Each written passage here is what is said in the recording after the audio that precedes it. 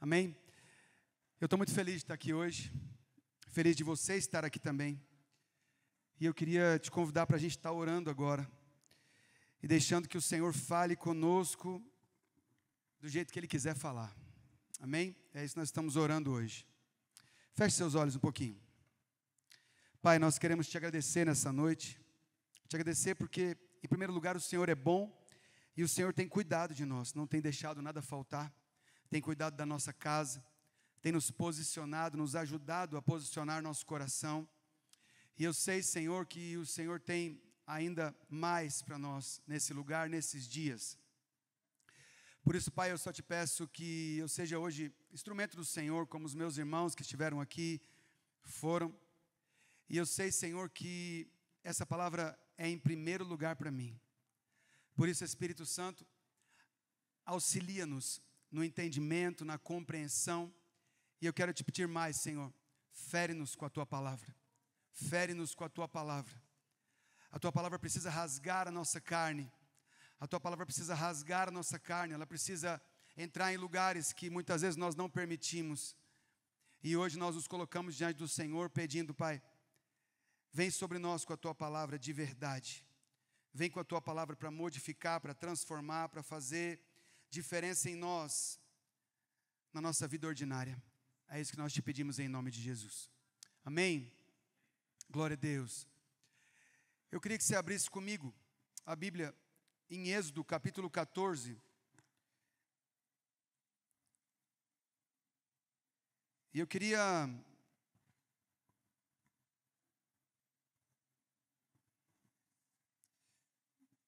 que você prestasse muita atenção, porque o Senhor quer falar conosco hoje sobre autoridade e amor. Amém? Êxodo capítulo 14, no verso 15. A Bíblia diz assim: disse o Senhor a Moisés: por que clamas a mim? Dize aos filhos de Israel que marchem. E tu levanta o teu bordão, estende a mão sobre o mar e divide-o, para que os filhos de Israel passem pelo meio do mar seco. E eis que endurecerei o coração dos egípcios para que vos sigam e entrem nele. Serei glorificado em Faraó, e em todo o seu exército, nos seus carros e nos seus cavaleiros, e nos seus cavalarianos, está aqui na minha Bíblia, e cavaleiros. E os egípcios saberão que eu sou o Senhor, quando for glorificado em Faraó, nos seus carros e nos seus cavaleiros. Então o anjo do Senhor que ia diante do exército de Israel se retirou e passou para trás deles. Também a coluna de nuvem se retirou de diante deles e se pôs atrás deles. E ia entre o campo dos egípcios e o campo de Israel. E a nuvem era escuridade para aqueles, e para estes esclarecia a noite. De maneira que em toda a noite este e aqueles não puderam aproximar-se. Então Moisés estendeu a mão sobre o mar, e o Senhor, por um forte vento oriental que soprou toda aquela noite, fez retirar-se o mar, que se tornou em terra seca, e as águas foram divididas. Os filhos de Israel entraram pelo meio do mar em seco, e as águas lhe foram qual muro à sua direita e à sua esquerda. Os egípcios que os perseguiam entravam atrás deles, todos os cavalos de Faraó e os seus carros e os seus cavaleiros, até o meio do mar.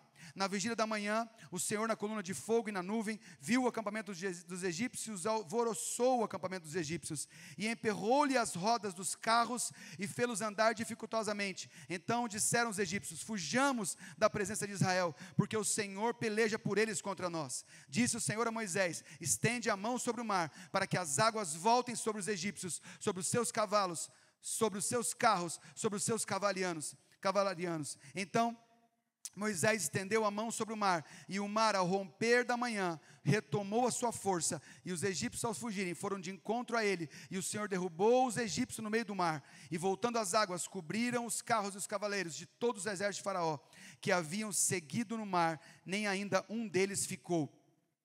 Mas os filhos de Israel caminhavam a pé enxuto pelo meio do mar, e as águas lhe eram quais muros, à sua direita e esquerda. Assim o Senhor livrou Israel naquele dia da mão dos egípcios. Israel viu os egípcios mortos na praia do mar, e viu Israel o grande poder que o Senhor exercitara contra os egípcios, e o povo temeu ao Senhor e confiou no Senhor e em Moisés, o seu servo.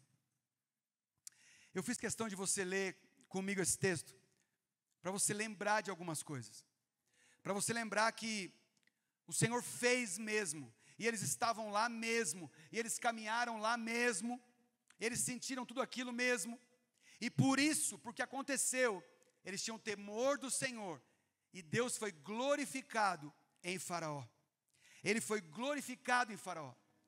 Então, se você observar, aquele povo quando passa o Mar Vermelho, aquele povo tem em seu coração um temor, e o Senhor acabou de manifestar a sua glória. Então é um povo que caminha com temor na presença da glória. Você está aqui? Amém. Então, quando você lembra disso, você tem que lembrar também que logo depois, um tempo depois, venha comigo lá para Êxodo 32, esse mesmo povo cheio de temor, esse mesmo povo cheio de temor, ele se corrompe. Esse mesmo povo cheio de temor e acompanhado pela glória de Deus, de alguma forma, se corrompe. E eu queria levar você a entender isso. Êxodo 32, a partir do verso 1, diz assim: mas vendo o povo que Moisés tardava em descer do monte, não sei se você lembra, Moisés subiu ao monte para estar com o Senhor, e ele demorou, e ele ficou um tempo insuportável para o seu povo, e eles começaram a perturbar a Arão que estava ali, e olha só o que aconteceu. Vendo o povo que Moisés tardava em descer do monte, acercou-se de Arão e lhe disse: levanta-te, faze-nos deuses que vão adiante de nós, pois quanto a esse Moisés, o homem que nos tirou do Egito, não sabemos o que lhe será sucedido, o que lhe terá sucedido. Lembrem-se que eles tinham temor de Deus e passaram a confiar em Moisés, logo depois que eles passaram o Mar Vermelho, ok? Disse-lhes Arão: tirai as argolas de ouro das orelhas das vossas mulheres, dos vossos filhos e das vossas filhas. Tirai as argolas de ouro das vossas mulheres, dos vossos filhos e das vossas filhas, e trazei-mas a mim. Então todo o povo tirou das orelhas as argolas e as trouxe a Arão. Este, recebendo das suas mãos, trabalhou o ouro com o burim e fez dele um bezerro fundido.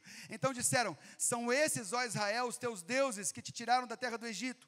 Arão, vendo isso, edificou um altar diante dele, e apregoando disse: amanhã será festa ao Senhor. No dia seguinte, madrugaram, ofereceram holocaustos, e trouxeram ofertas pacíficas, e o povo assentou-se para comer e beber, e levantou-se para divertir. E o divertir, se você não sabe, estava incluído orgias sexuais, em frente a uma imagem.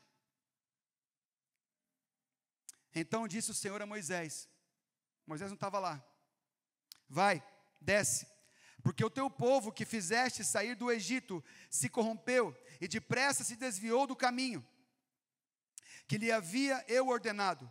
Fez para si um bezerro fundido, e o adorou, e lhe sacrificou, e diz: são estes, ó Israel, os teus deuses que te tiraram da terra do Egito. Disse mais o Senhor a Moisés: tenho visto esse povo que é de dura cerviz. Agora, pois, deixa-me, sai da frente, para que eu acenda contra ele o meu furor, e eu os consuma, e de ti farei uma grande nação. Eu quero que você lembre, lá em Êxodo capítulo 12, um pouco antes deles saírem do Egito, o Senhor falou para eles pedirem ao povo de Israel, pediram ao povo egípcio. O povo egípcio estava desesperado, porque os seus primogênitos tinham morrido. Não sei se você sabe bem dessa história, mas a última praga, a praga dos primogênitos, aterrorizou os egípcios, e Faraó: vai-se embora daqui, nós não queremos mais vocês aqui. E a Bíblia diz que os egípcios empurravam os israelitas para fora da terra. Escute, então o Senhor orientou a eles, e eles começaram a pedir ouro para os egípcios, e saíram cheios, carregados de tudo o que eles pediram.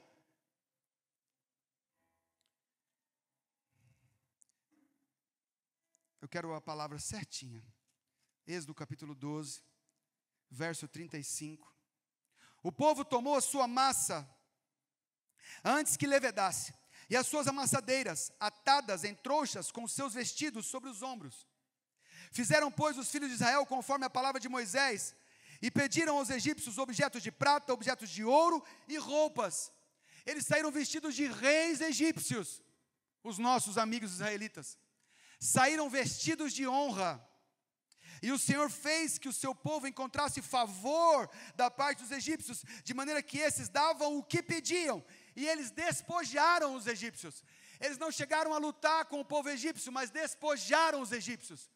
Está entendendo isso? Deus tocou o povo egípcio com um medo tão grande, que eles saíram do Egito usando roupas chiques dos egípcios e cheios do ouro dos egípcios. Logo depois eles cruzaram o mar, pisando no chão seco. No meio disso, Deus derruba todo um exército e Faraó embaixo da água, do mar. Eles viram glória, eles viram majestade de Deus se manifestando. Mas escute, nesse dia que eles fizeram o bezerro de ouro, para fundir o bezerro de ouro, eles tiveram que tirar a simbologia da glória de Deus que estava nos seus ouvidos. Eles tiveram que arrancar a glória de Deus dos seus ouvidos. Ei, os homens de Israel tiveram que falar para suas mulheres, filhos e filhas, ou seja, quem tinha autoridade no meio daquele povo, deu uma ordem contra a glória de Deus, e disseram, tirem a glória de Deus do ouvido de vocês.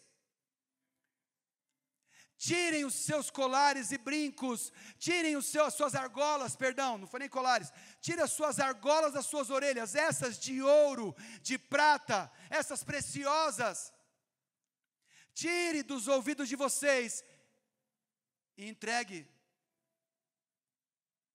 para fundir um bezerro. Foi isso que eles decidiram entre eles. E a Bíblia diz que eles fizeram um bezerro de ouro fundidos das argolas da glória de Deus, que estava na orelha de cada mulher, de cada filho e de cada filha. E quem deu a ordem é quem tinha autoridade. E a partir desse momento, eles perderam a audição da glória de Deus.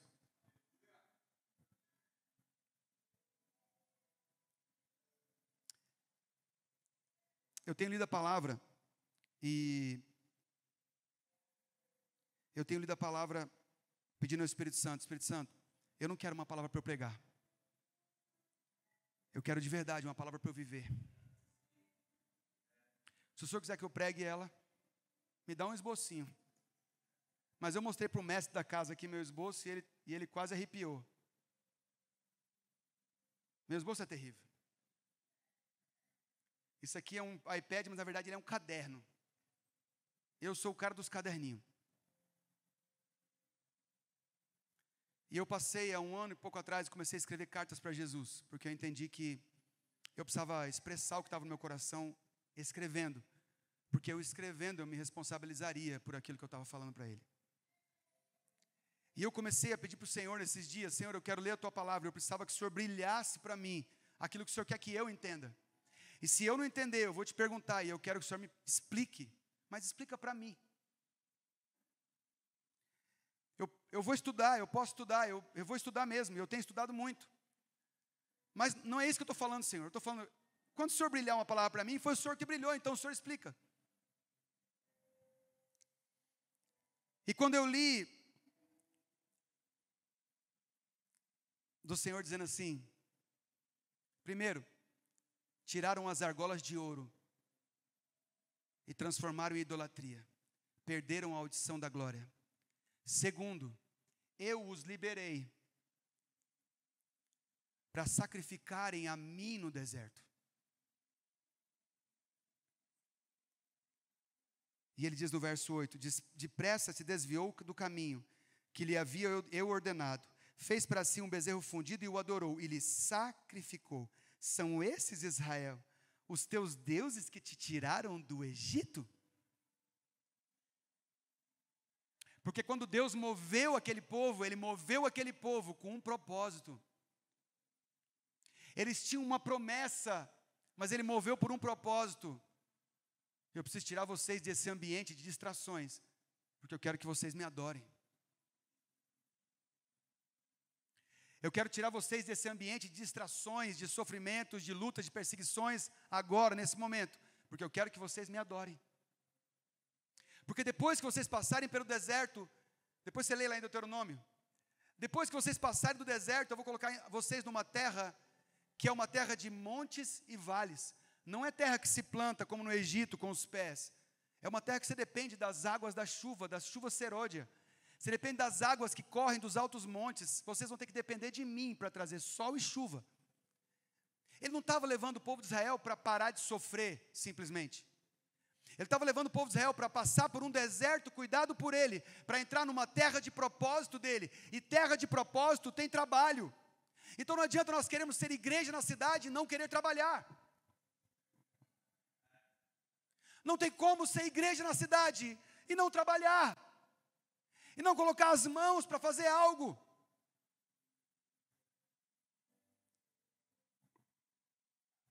O Senhor queria que eles adorassem no deserto, porque eles precisavam trabalhar em Canaã. Olha o nível da entrada deles em Canaã. Quando Josué, que nós vamos falar daqui a pouco, quando Josué põe o pé na terra depois do Jordão, que ele se estabelece, que ele põe o pé na terra, um homem de guerra vem. Um general de guerra vem, Jesus. Porque é uma das aparições, é uma das teofanias, é uma das aparições de Deus em forma de homem. É para Josué. Tanto que ele não nega adoração. E ele dá uma ordem para Josué tirar a sandália dos pés, porque o lugar onde Josué estava entrando era santo. E Josué pergunta para ele: você é dos nossos ou você é dos outros? Ou seja, que tipo de guerreiro espiritual você é? Porque ele sabia que era um anjo. E ele fala: nenhum dos dois. Eu sou general dos exércitos de Deus. Eu estou, amigo, no comando. Eu sou um príncipe dos exércitos de Deus. Eu estou simplesmente no comando. E eu quero dizer para você: descalça tuas sandálias, porque aqui você vai ter que depender do espiritual. Descalça tuas sandálias, porque aqui você vai ter que caminhar em santidade. Porque fazer obra numa cidade sem santidade, tem um monte de gente que faz.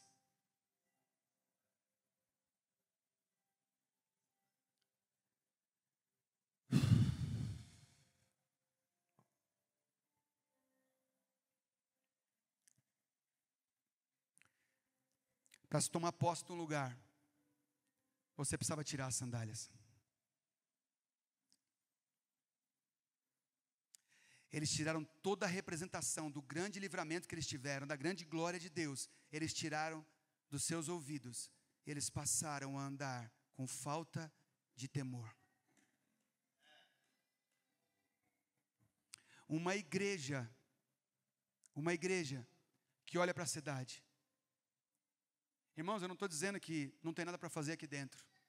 Aqui é um lugar de cuidado, de pastoreamento, de treinamento, de desenvolvimento de pessoas. Aqui e nas outras igrejas da cidade, é onde nós somos capacitados, inclusive capacitados a um relacionamento, porque é aqui que a gente se encontra, aqui que a gente é afiado.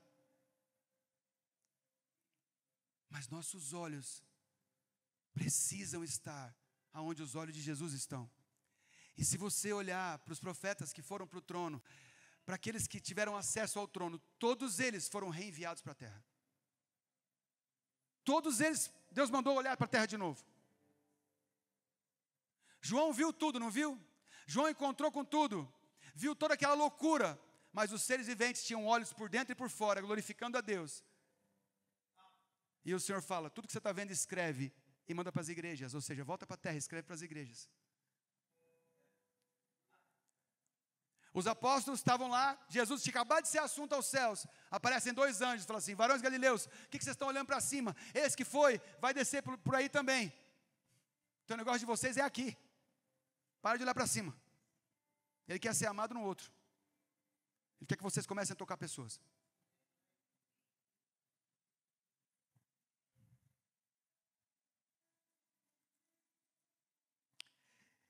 Se você for um pouquinho mais para frente, em Êxodo 32, você vai ver o que aconteceu. Primeiro, Moisés começa a conversar com Deus. Ele começa a dizer para Deus não fazer isso com o povo. Moisés, me dá espaço. Me dá espaço, deixa eu fazer. Deixa eu operar.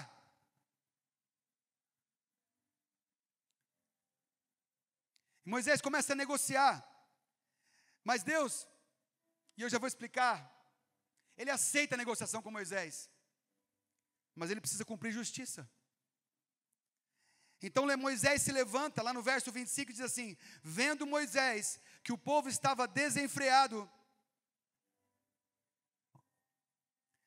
pois Arão o deixara solta para a vergonha no meio dos seus inimigos, pôs-se em pé à entrada do arraial e disse: quem é do Senhor, vem até mim. Então se ajuntaram a ele todos os filhos de Levi. Já existia a tribo de Levi? Já. Aos quais ele disse: assim diz o Senhor, o Deus de Israel. Ele pôs-se à entrada e disse: quem é do Senhor, vem a mim. Todas as tribos eram do Senhor. Mas de repente uma tribo teve zelo o suficiente para sair correndo e se colocar na frente e falar assim: estamos aqui. E ele disse assim: assim diz o Senhor, o Deus de Israel, cada um cinja a espada sobre o lado, passai e tornai a passar pelo arraial, de porta em porta, e mate a cada um o seu irmão, a cada um o seu amigo, a cada um o seu vizinho.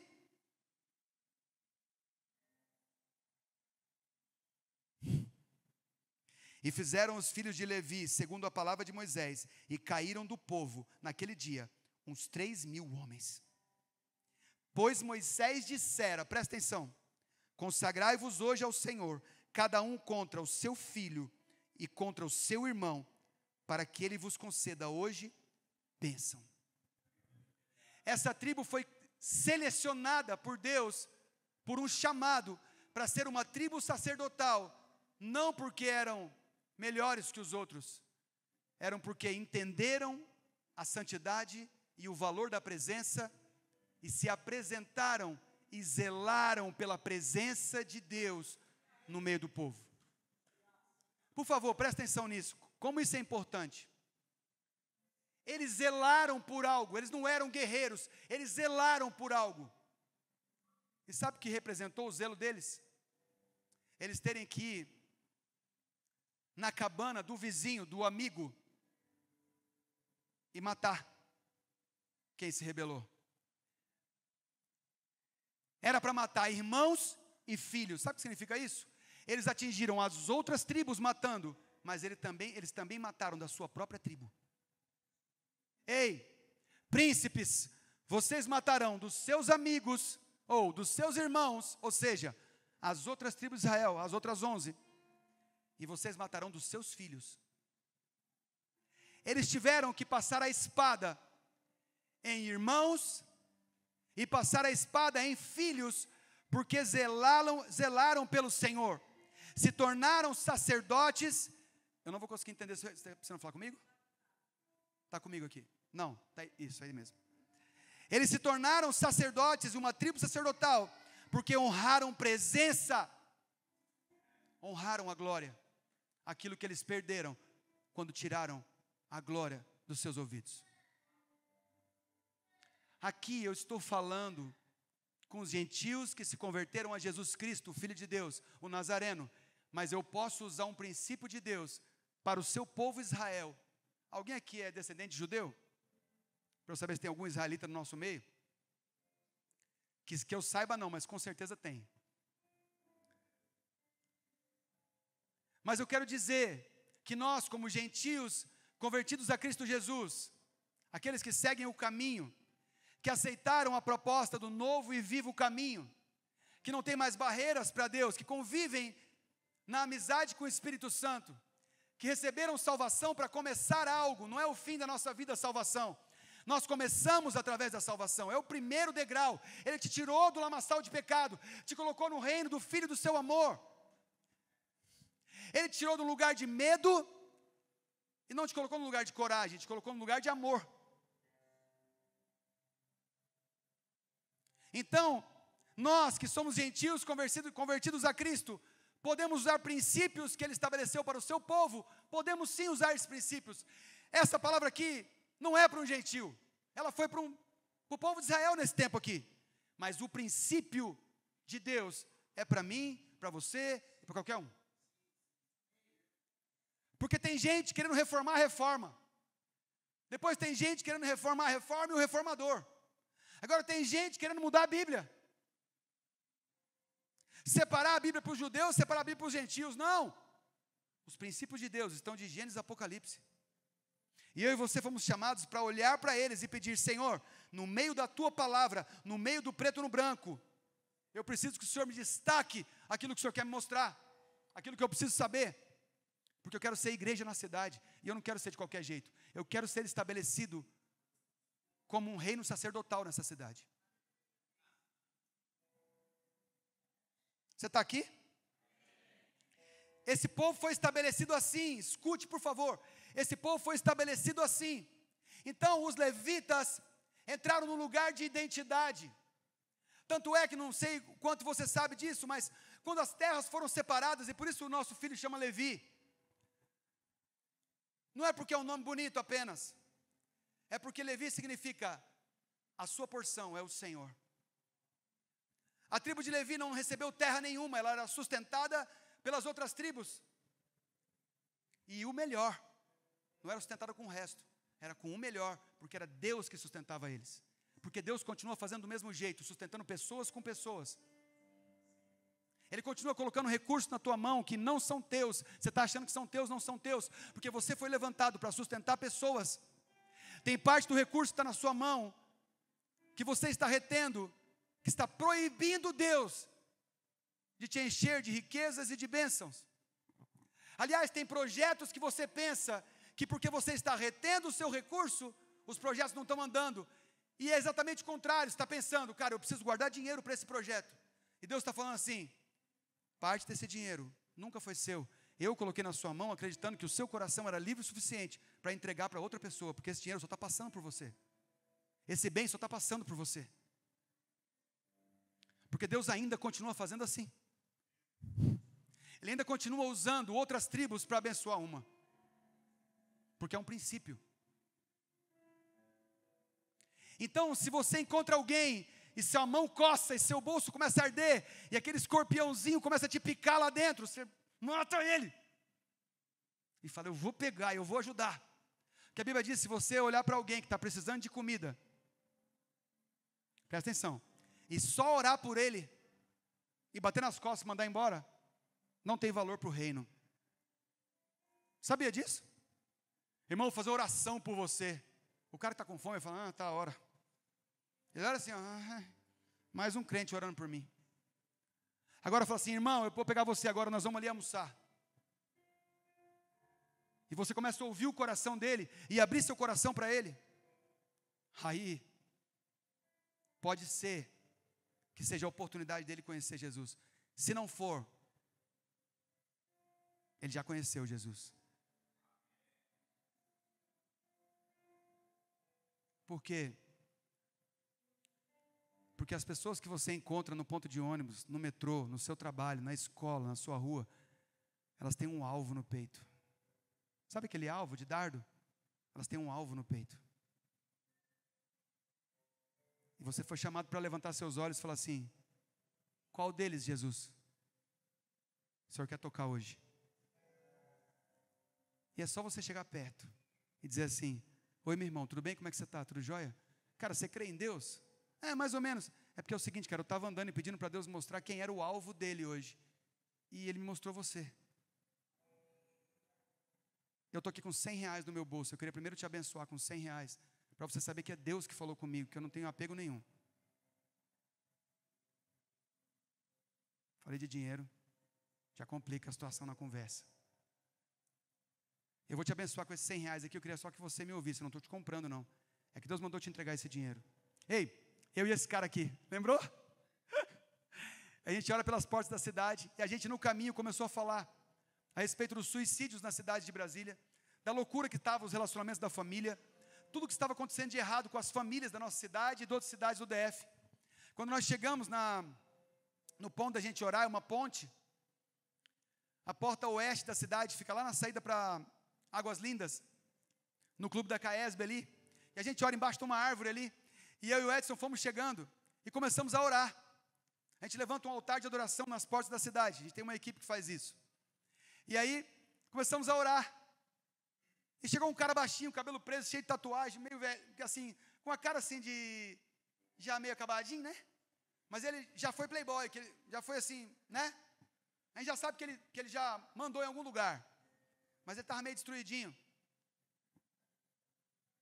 E ele chega com uma bicicleta e com uma mochila, e para na ponte, estaciona a bicicleta, tira uma foto da bicicleta, da mochila pendurada, vai para a ponte, dá uma olhada, volta a bicicleta, e eu e esse cara orando.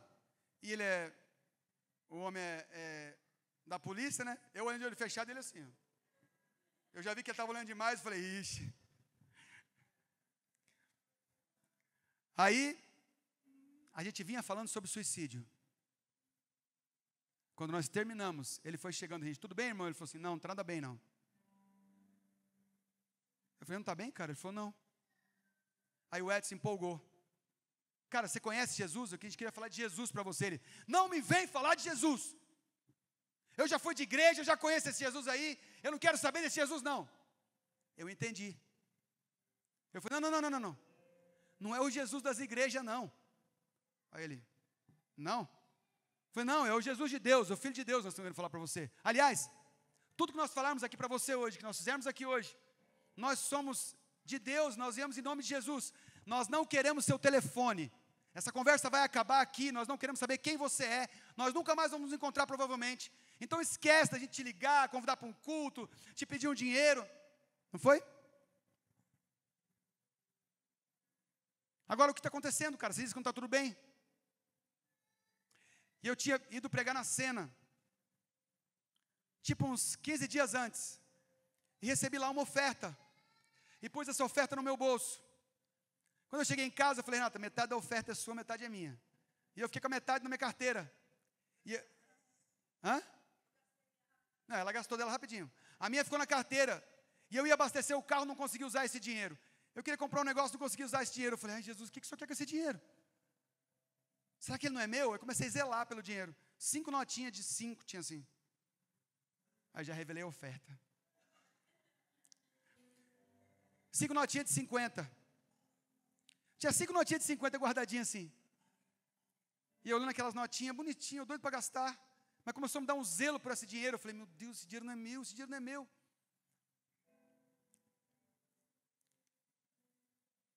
Aí eu chego num lugar, o negócio é R$50. E eu falo, eu vou pagar com dinheiro. E veio uma paz no meu coração, peguei 50 dos 250, coloquei e paguei o negócio, fiquei com 200. Quando eu botei o 200 na carteira, o Espírito Santo confirmou, esse aí não é seu. Aí, nós dois juntos, antes de orarmos por você, eu quero dizer que Deus está aqui, foi Ele que fez esse encontro com a gente. Eu queria te entregar R$200 de oferta, que está na minha carteira, separada para você. Já faz tempo, faz mais de 15 dias. A hora que eu falei isso, que ele não acreditou, que eu coloquei o dinheiro na mão dele, ele ajoelhou nos nossos pés, começou a chorar. A gente começou a orar por ele em nome daquele, não do Jesus do Edson, nem do meu, o Jesus de Deus. Para ele, né? É o nosso Jesus, mas para ele era o Jesus de Deus mesmo. E nós oramos por ele ali. Quando ele se levantou, ele contou a história dele. Ele foi um comerciante, teve distribuidor, ele foi quebrando, ele perdeu a mulher no mesmo ano, 15 dias depois ele perdeu a mãe. Os filhos botaram a culpa nele, saíram da casa dele, deixaram ele sozinho. Uma pessoa roubou ele no estabelecimento. Ele simplesmente não tinha mais nada, ele tinha uma bicicleta. Ele tinha vários carros, caminhão, contou a história para a gente. Ele só tinha aquele dia uma bicicleta, ele tinha saído de Samambaia, tinha vindo andar de bicicleta, porque ele tinha comprado uma corda, colocado na mochila, e ele ia pôr a corda no pescoço, ia pendurar na ponte, ia se jogar. Naquele dia, naquela hora. Mas ele viu duas pessoas orando, foi chegando perto. E Jesus provou para ele que Jesus mesmo que tinha falado com ele, porque ele tinha acabado de acabar o gás na casa dele. E mais uma outra despesa, que dava exatamente R$200. E o filho dele estava cobrando ele. Isso não vai pagar não? Ele mandou a foto da bicicleta e da mochila. Falou assim, eu não vou precisar mais pagar nada. Puf, bateu a foto. Ele ia mandar, foi a última foto que ele ia mandar para o filho ia saber que ele se enforcou naquela ponte. E por causa de R$200 guardado num bolso, e 2 homens de Deus no lugar certo, sem apresentar uma placa de igreja, ele acreditou que Deus estava naquele lugar.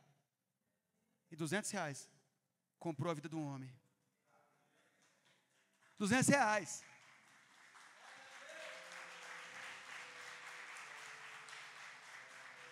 Graças a Deus eu não estou aumentando nada no meu testemunho. Que o Edson está aqui comigo para comprovar. Gente, ele deu o testemunho dele. Ele é um homem de Deus, aquele cara. E ele falou, eu vou pegar essa bicicleta, eu vou recomeçar tudo. E eu vou provar para os meus filhos que eles podem voltar a morar comigo. Porque eu sou um homem sério. E não fui eu que fiz nada disso. E o meu Deus vai provar para eles que eu não sou culpado de nada do que está acontecendo. E ele saiu mais crente que eu e o Edson. Não foi? E o pior, nós continuamos morando mais uns 10 minutos depois que ele subiu. E ele estava lá em cima, nós passamos pela bicicleta, ele subiu. Ele não tinha condição de andar naquela bicicleta não, Edson. Ele estava pesado para aquela bicicleta, as perninhas fininhas. Não era? Lá para cima. Sabe os discípulos do caminho de Emaús que voltaram correndo depois que encontraram Jesus? Ele tinha bicicleta, ele não precisou correr.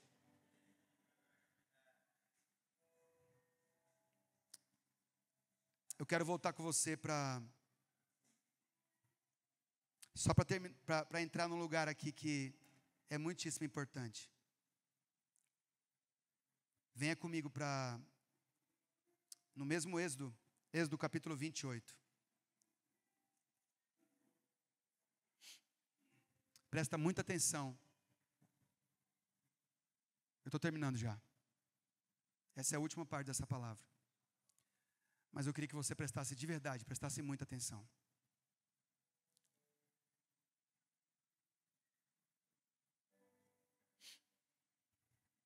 Êxodo 28, a partir do verso 1, diz assim: Faze também vir para junto de ti Arão, teu irmão, e os seus filhos com ele, dentre os filhos de Israel, para me oficiarem como sacerdotes, a saber, Arão e seus filhos, Nadab, Abiú, Eleazar e Itamar.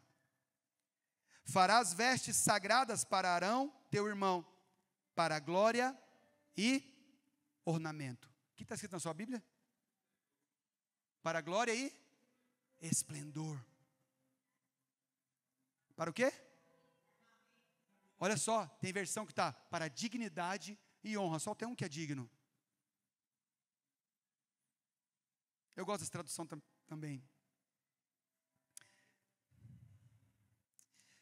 Então o Senhor resolve fazer vestes sacerdotais. E tinha um propósito em eles vestirem essas vestes sacerdotais, porque eles iriam ministrar no tabernáculo de Deus. Eles iriam entrar na presença de Deus. Eles iriam estar na presença do próprio Deus. A manifestação da presença de Deus, ali onde estava a Arca da Aliança. Eles iam entrar uma vez por ano no Santo dos Santos. Eles iam celebrar a presença de Deus o ano inteiro, mas eles iam estar na presença de Deus perfeitamente, de verdade, ao vivo, uma vez por ano. Mas eles iam oficiar a Deus todos os dias. Não só essa família, como toda uma tribo. Eles precisavam de vestes que fossem glória e ornamento. Ou seja, autoridade e beleza.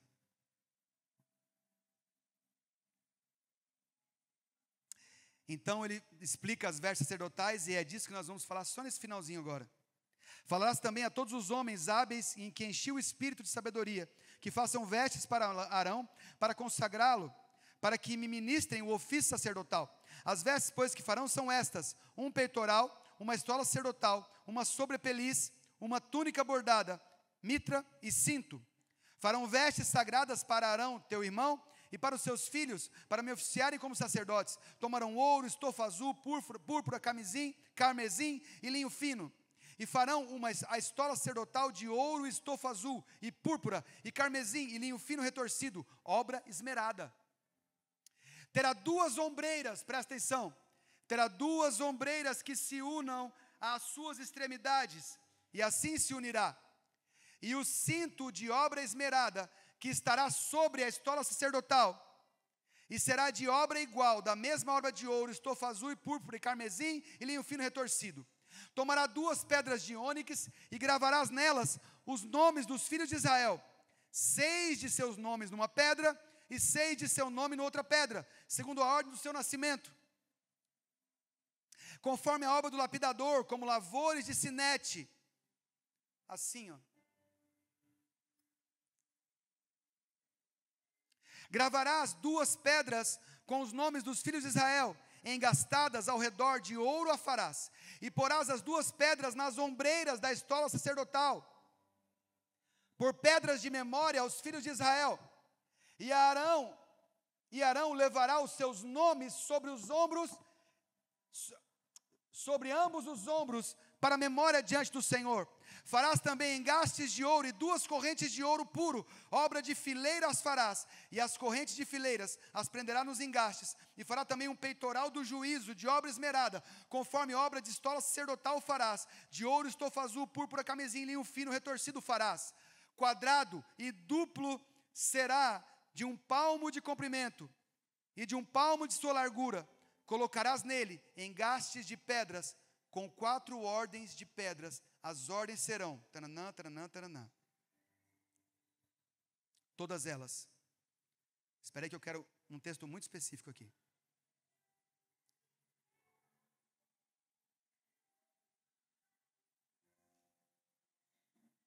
Para o peitoral fará correntes como cordas de obra trançada, de ouro puro. E ele continua.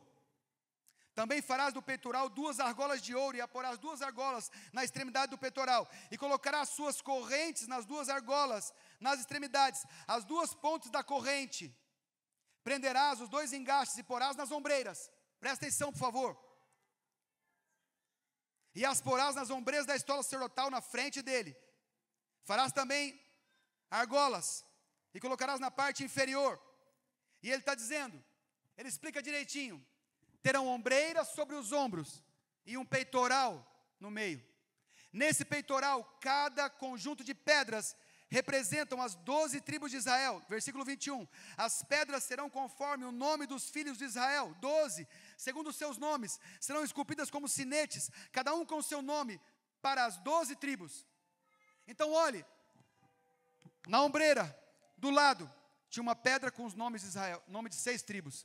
Na outra ombreira, do lado, nome de 6 tribos. Uma corrente que ligava essas ombreiras a um peitoral. Esse peitoral tinha as 12 pedras de Israel, representando as tribos. Versículo 29.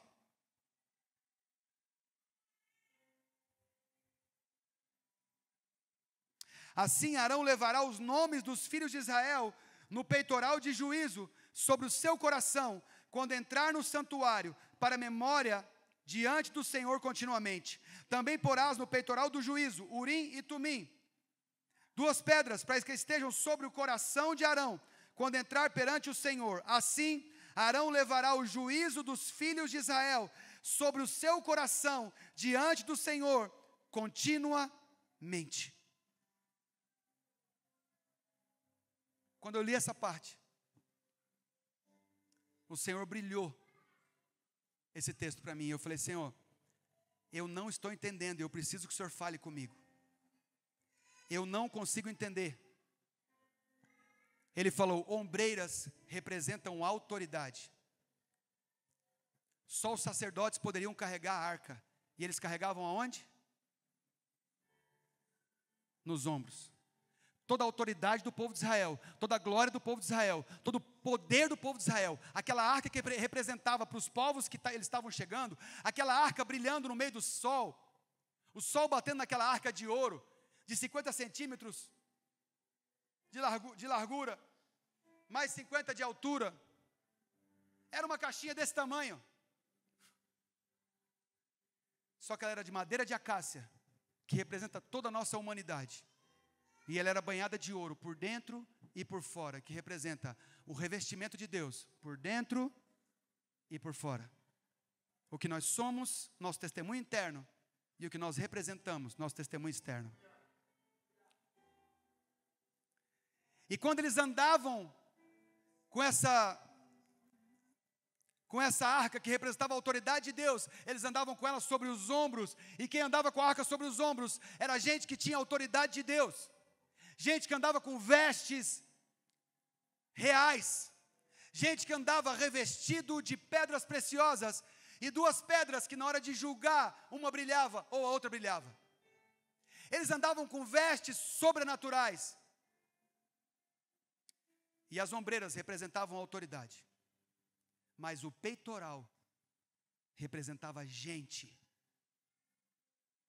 E o Espírito Santo falou comigo assim, ó: a autoridade se carrega nos ombros, mas pessoas se carregam no coração. Todas as vezes que eu ou você, ou qualquer autoridade, transferir o lugar dessas coisas, nós vamos ter problemas. Preste atenção. Quantos abusos emocionais, morais, sexuais e pastorais foram avultados agora, nesses últimos anos? Por quê? Porque pessoas que tinham autoridade sobre os ombros, transferiram essa autoridade para o seu coração, e se tornaram abusadoras, se tornaram homens e mulheres, líderes, homens e mulheres, abusadores. Por quê? Começaram a governar pessoas, porque a autoridade que tinha que estar sobre os ombros, que representa a presença de Deus onde eles estão, passaram para o coração, encheu o coração, e eles começaram a governar pessoas. Só que não cabe as duas coisas num lugar só. Eles tiveram que tirar as pessoas do coração, porque o coração já estava cheio de autoridade, e colocaram as pessoas aonde? Diga comigo, nos ombros. Paternalismo. Comeu do meu pirão, vai ter que experimentar do meu cinturão. Sabe o que é isso? Isso é líderes, homens e mulheres de Deus, foram chamados por Deus, mas erraram o lugar das coisas, e começaram a carregar pessoas nos ombros. Ei, pega a pessoa mais leve que tiver aqui, vai lá nas crianças, pega a pessoa mais leve, e sai andando aqui para a entrada de São Sebastião, para você ver quanto é que fica um menino desse que pesa. Quantos quilos pesa o Natanael? É profeta, deve pesar um pouco mais, né? Tem o peso da unção.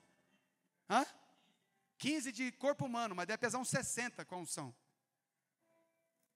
Só que ele começa com 15 quilos, 20 quilos aqui nas suas costas, mas quando você chega a 1 quilômetro de distância andando, 15 quilos vira 100, porque ninguém consegue carregar ninguém nas costas. Nós não fomos chamados para isso. Nós somos chamados para amar as pessoas, não governar sobre elas nas nossas costas. Nós somos chamados para carregar a autoridade de Deus e as pessoas no nosso coração.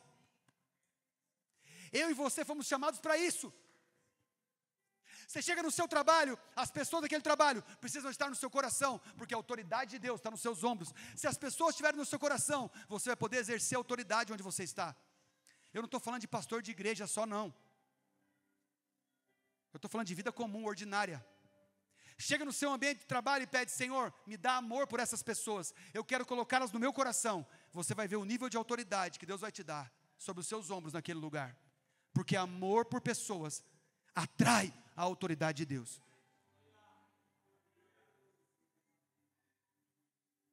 Está entendendo isso? Não ama, não tem autoridade. Vai exercer governo, domínio, e isso Satanás sabe muito bem como fazer. O reino das trevas é perfeito nisso. Tem uma coisa que ele é perfeito? É em abuso, é em governo do maior sobre o menor. É o menor sempre servindo o maior. O nosso rei, o nosso Senhor, o Filho de Deus, ele não veio para ser servido, ele veio para servir.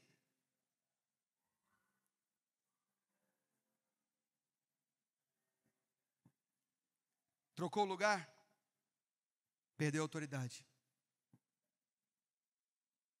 Por isso tem um monte de gente subindo um monte, buscando autoridade e poder. Desce do monte, abusa de pessoas. Só que sobe o monte e todo o poder que ele recebe no monte. Monte não é lugar nem de pegar poder, monte é lugar de sacrificar. Na Bíblia inteira, ninguém pegou poder no monte. Sim ou não? Ou eu estou errado? Mas lá acontecem coisas poderosas. Ninguém pode negar. Agora, se o objetivo é pegar poder, sabe para onde o poder vai? Para o coração. E quem sobe o monte, desce com poder no coração, em vez de descer com poder sobre os ombros, abusa de pessoas quando desce. É por isso que nós estamos vendo tantos escândalos acontecerem. É por isso que nas congregações, a média salarial de uma congregação é 1.000 e o pastor ganha 10.000. É por isso na congregação que a média é 10, o pastor quer ganhar 100. Porque é ele que tem a autoridade e o governo sobre as pessoas. E já que eu carrego todos vocês no ombro, então eu mereço um salário maior. E eu ouvi do homem de Deus esses dias uma coisa bem interessante. Um pastor, um trabalhador, ele merece receber paga do seu salário. Mas ele fala, o Howard Walker, eu ouvi falando isso. Na opinião dele, um pastor deveria ganhar o salário médio da sua congregação. Nem o menor, nem o maior. Porque se ele ganhasse o salário médio da sua congregação, ele consegue entender o problema de quem tem muito mais dinheiro que ele, e quem tem muito menos dinheiro que ele. Mas como a autoridade foi transferida para o coração, tem gente querendo ser melhor que gente. Você está aqui? Agora eu vou terminar. Escuta isso. Olha que doideira. Deus fala assim para Moisés: Moisés, vou matar o povo, sai da minha frente. Moisés, na boa, me deixa. Faça aí. Eu começo de novo com você. O que Moisés falou? Versículo 30, de Êxodo 32, olha só. Lá no versículo 10 do 32, ele diz assim: agora, pois, deixa-me, para que eu acenda contra eles o meu furor, e eu os consuma, e de ti farei uma grande nação. Moisés intercede pelo povo e fica conversando com Deus até amenizar a situação. Quando ele ameniza, Deus fala, tá bom, então chama a tribo de Levi, chama uma tribo aí, vai ter juízo. Teve o juízo. Depois que teve o juízo, no versículo 30, olha só, no dia seguinte, disse Moisés ao Senhor,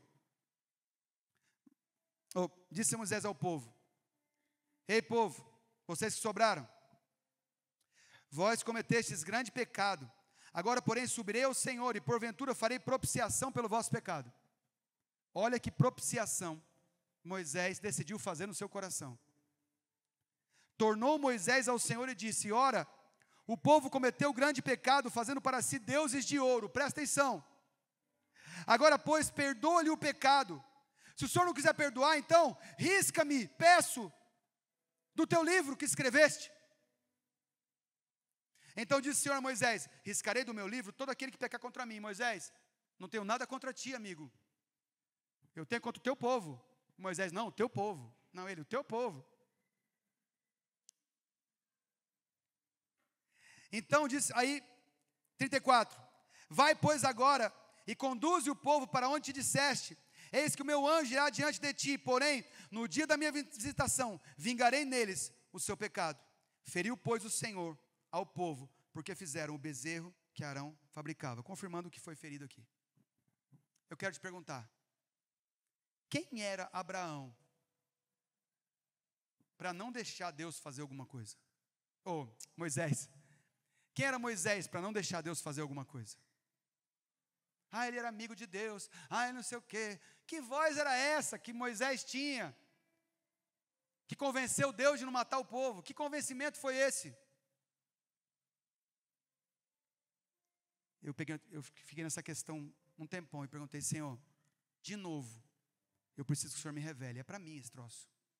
Eu preciso que o Senhor me revele. Por que Deus não matou o povo? Por que Deus não fez o que era para ser feito? Ele lá matava todo mundo e começava com Moisés. Sabe por quê? Presta atenção. Moisés não tinha como Deus matar o povo sem matar Moisés. Não tinha como Deus matar o povo sem matar Moisés. Sabe por quê? Porque o povo estava dentro do coração de Moisés. Deus tinha que acessar o coração de Moisés, tirar o povo de lá e matar. E Moisés falou: o Senhor falou, eu sou sacerdote, esse povo está aqui dentro. Se o Senhor quiser matar o povo, me mata também. Ele não estava separado do povo. E Deus fala: cara, não tenho pecado contra ti, eu tenho contra eles, mas eles estão dentro de mim. Eles estão dentro de mim. Porque eu amo esse povo, a ponto de colocar eles no meu coração. E para o Senhor matar eles, o Senhor vai ter que me matar. E daqui de dentro, eles não saem. Para sair, só se eu estiver morto.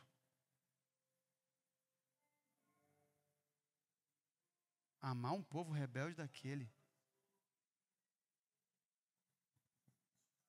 Alguns teólogos dizem que quando ele estava descendo o monte, que escutou alarido, barulho, e Josué não sabia o que era, perguntou o que era, ele falou assim: não, não é alarido de guerra nem de festa. Eles fundiram um bezerro, eles estão adorando a outros deuses. A Bíblia diz que ele se irou e quebrou as tábuas no chão, sei lá, no seu joelho, sei lá onde que ele quebrou, tacou no chão. Alguns teólogos dizem que o que Moisés fez, quebrando aquelas tábuas, foi livrar o povo de toda a condenação que eles receberiam, porque Moisés chegaria com as tábuas da lei no meio do pecado do povo, eles morreriam imediatamente. E ele chegou sem as tábuas, para poder negociar com Deus, um povo que estava no coração dele. Eu quero te perguntar, você tem coração para colocar um povo dentro? Não? Então desiste de ser igreja. Se o seu coração não cabe um povo, desiste de ser igreja. Entrega seus pontos, pendura suas chuteiras.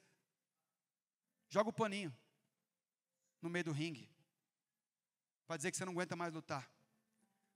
Porque não amar um povo que Deus te entregou é não ser crente. Ei, eu trabalhava numa empresa, e essa empresa ia quebrar. E um dos meninos que trabalhava na minha equipe, que era da minha equipe, que eu liderava, meu sobrenome é Hildebrand, ele não me chamava de Flávio, chamava de Hildebrand. Hildebrand, preciso conversar com você. Ele era da igreja do Monte, lá do Gama. Ele falou: cara, tive um sonho. Eu falei: o quê? Tudo caía aqui, o teto caía. Mas minutinhos antes o Senhor vinha e me tirava e depois te tirava. Sério? Sério. A casa vai cair, amigo. E eu falei: cara, nós temos uma coisa para fazer. Ele: o quê? Nós temos que orar pelos nossos aqui, cara. Nós não podemos deixar isso acontecer. Ele falou: Deus já disse que a casa vai cair. Eu falei: então, cara, começa a orar pelos nossos. Ninguém pode ficar desempregado, ninguém pode perder nada. E ele falou: não, eu tenho mais para te dizer. Eu falei: o quê? Ele mostrou você me demitindo. Sério? Sério, mas você não vai conseguir. Que história é essa? Ele falou assim: deixa eu te mostrar. Deu uma semana, o dono da empresa falou assim: ó, você tem que escolher um funcionário da sua equipe para mandar embora. Nós estamos reduzindo o custo, a empresa está ruim, dinheiro. Eu falei: só pode ser o Paulinho. Paulinho, entra aqui na minha sala. Mano, você está demitido. Você mesmo estava pedindo, você falou. Ele falou assim: não, tudo bem, eu aceito. Sobe lá na sala da diretora, da vice-presidente, e só dá um recado para ela. Eu falei: qual? Ele falou assim: ó, diz para ela que eu sou o funcionário mais grato que essa empresa já teve. Quando eu entrei aqui alguns anos atrás, eu não tinha nada. Hoje eu tenho meu carro, estou me formando, vou me casar. E o que essa empresa fez por mim, nenhuma outra empresa fez. E eu devo para essa empresa a honra até o dia da minha morte. Você pode falar isso? Eu falei: posso, mas vai pessoalmente. Eu subi, quando sentei na mesa da vice-presidente, contei isso, ela começou a chorar. O que foi? Ela falou assim: eu vou ter que demitir outra pessoa de outra área, não posso mandar ele embora. Eu voltei: Paulinho, entra na sala. O que foi? Ela mandou te ficar, você ficar. Ele falou: eu sabia. Só que ele falou assim: só que é por pouco tempo nós dois aqui. E nós somos parceiros de oração por aquelas pessoas durante muito tempo que estavam ali. Porque nem todos são chamados para estar aqui ministrando no altar. Muito pelo contrário. Imagine se todos ministrassem no altar. Ninguém teria um altar. Mas Deus te chamou para ter um altar, sabe para quê? Levantar um altar de adoração a Deus, sabe para quê? Para que você olhe para as pessoas do seu trabalho, da sua escola, da sua faculdade, da sua sala de aula, da sua família, o seu grupo de amigos. Você, em vez de ser o crente chato, o crente Bíblia, que fica raspando Bíblia na cara dos outros, tentando provar a Bíblia para alguém, você deveria começar a pegar cada pessoa dessa, colocar dentro do seu coração e apresentar diante de Deus. E cada um que você orasse diariamente por essas pessoas, Deus ia aumentando o seu amor por essas pessoas, ia realizar coisas na vida delas por causa de você. E Deus ia falar coisas para elas que ia avisar para você antes. E Deus ia te usar na vida delas para abençoá-las de todas as formas, porque essas pessoas estavam dentro do seu coração. Ser igreja na cidade, não ter pessoas no nosso coração, não faz sentido.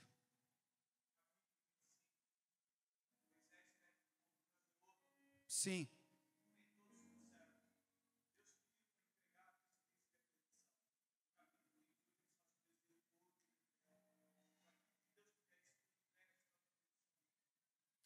No capítulo 25, não sei se vocês lembram, o Senhor tem os preparativos para o tabernáculo, então tem várias coisas que precisam receber. Ele começa a conclamar que o povo traga o ouro.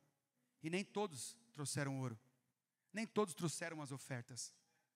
Retiveram com eles.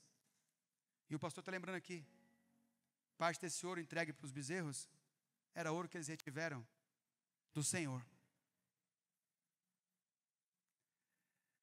Eu tenho aprendido que atrás de um lamaçal, atrás de um monte de terra, de um monte, você chega num lugar, é feio pra caramba, está cheio de terra, mas você começa a bater um enxadão, começa a cavar com pá, tem uma camadinha de pedra e daqui a pouco começam a aparecer as pedras preciosas na vida das pessoas. Só que nós não queremos lidar com o barro, nós não queremos lidar com a sujeira, com a terra, nós não queremos lidar quebrando pedra, nós só queremos ouro na nossa mão. Mas Deus nos chamou para cavar na terra. Tem muita gente que tem água para fluir da vida deles. E Deus está falando, cava um poço. Mas a pessoa não quer se barrear e ficar sem ar lá embaixo no poço, até chegar na rocha. Só que acontece o seguinte, tem pouca gente para ajudar a gente a cavar um poço. Normalmente são 1, 2 que cavam um poço, um lá embaixo, um lá em cima. Mas quando a água começa a jorrar, 10 mil, 9 mil, 5 mil litros de água, hora de água, que começa a sair lá para cima aquela água cristalina, começa a aparecer gente. Começa a aparecer gente. Começa a aparecer gente. Todo mundo quer beber dessa água. E esse dia eu estava conversando com o Ramon. Ramon que vai ser ungido pastor amanhã, juntamente com a Caio Holanda. Estava conversando com ele. Cara, cuidado. Cuidado. Cuidado com o poço que vocês estão cavando. Porque tem 3 qualidades de pessoas que vão chegar nesse poço. Os sedentos. Aliás, os primeiros são os que ajudam a cavar. Vão desfrutar da primeira aguinha limpa que sair. Depois chegam os sedentos. E todos eles bebem da água. Do tanto que quiserem. Porque ninguém nega a água de um poço, irmão. Eu nunca vi ninguém falar, não pega desse poço que vai faltar. Não. Está saindo água, você está distribuindo para todo mundo. E o terceiro são os vendedores de água. Eu falei, toma cuidado com os vendedores de água. Eles vão querer a água que você dá e vão engarrafar ela. E vão vender na esquina a água que vocês tiveram trabalho de cavar.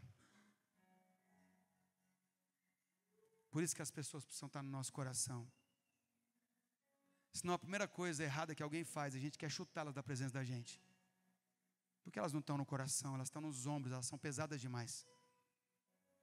Se as pessoas estão pesando para você em qualquer lugar, é porque tem coisa trocada aqui. Levante-se do seu lugar, vamos orar.